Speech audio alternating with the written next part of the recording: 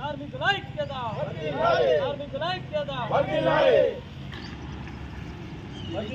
కార్మికుల ఐక్యత వర్ధిల్లాలి కార్మికుల ఐక్యత వర్ధిల్లాలి కార్మికుల ఐక్యత మేడే జిందాబాద్ మేడే జిందాబాద్ మేడే జిందాబాద్ వర్ధిల్లాలి కార్మికుల ఐక్యత. ఈ మేడే దినోత్సవ శుభాకాంక్షలు తెలియజేస్తా ఉన్నాం. ఇలా ప్రపంచవ్యాప్తంగా కార్మిక లోకం పండుగ దినం జరుపుకుంటా ఉన్నది.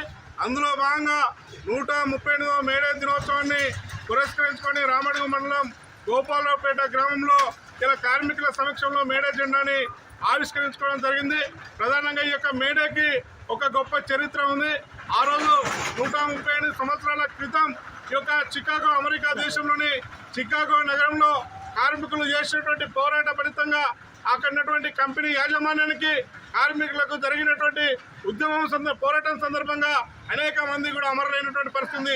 ఆ రోజు 18 గంటల పని దినాలను వ్యతిరేకిస్తూ 8 గంటల పని దినాలు కావాలని, శ్రమ దోపిడీకి వ్యతిరేకంగా మా శ్రమకు తగినటువంటి ఫలితం కావాలని చెప్పేసి ఆ రోజు సమ్మె చేసి ఆ సమ్మె విచ్ఛిన్నం చేయడానికి అక్కడ కంపెనీ యాజమాన్యం పోలీసుల చేత ఈ యొక్క కార్మికుల్ని కాల్చి చంపినటువంటి నేపథ్యంలో ఆ కార్మికుని యొక్క ఎత్తుకున్నటువంటి రుమాల్ని ఈ యొక్క రక్తంతో తడిపి ఎగిరేసినటువంటి జెండానే ఈ యొక్క మేడే జెండాగా ఇవాళ ప్రపంచవ్యాప్తంగా జరుపుకుంటా ఉన్నాం. కాబట్టి ఈ యొక్క 138వ మేడేని స్ఫూర్తిగా తీసుకొని రాష్ట్ర వ్యాప్తంగా, దేశవ్యాప్తంగా ఉన్నటువంటి కార్మికుల యొక్క సమస్యల పరిష్కారం కోసం పోరాటాలు నిర్వహించాల్సిన అవసరం ఉంది.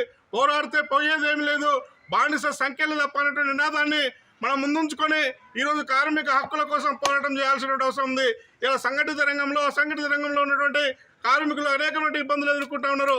ఇలా నిత్యావసర ధరలు పెరిగిపోయినాయి, ఇతర ధరలు పెరిగిపోయినాయి. ఈ యొక్క కార్మికుడు చేసేటువంటి శ్రమకు ఫలితం వస్తలేదు. ఇచ్చినటువంటి డబ్బుతోని ఆ కుటుంబాన్ని సాధేటువంటి పరిస్థితి లేకుండా పోయింది.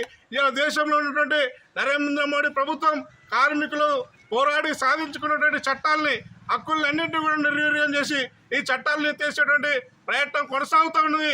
ఈ సందర్భంగా 138వ మేడేని పురస్కరించుకొని భవిష్యత్తులో కార్మికుల యొక్క హక్కుల్ని, చట్టాలని పరిరక్షణ కోసం మనం ఉద్యమం చేయాల్సిన అవసరం ఉంది. కాబట్టి అందరూ కలిసికట్టుగా ఉండి ఈ యొక్క కార్మికుల యొక్క సమస్యల పరిష్కారం కోసం ఈ ఎర్ర జెండాని చేతబట్టి ఈ యొక్క సమస్య చట్టాలని పరిరక్షణ కోసం పోరాటాన్ని ముందుకు తీసుకెళ్లాలని చెప్పేసి పిలుపునిస్తూ మరోసారి కార్మికులందరికీ ఈ యొక్క మేడే శుభాకాంక్షలు తెలియజేస్తూ వహిస్తా ఉన్నా.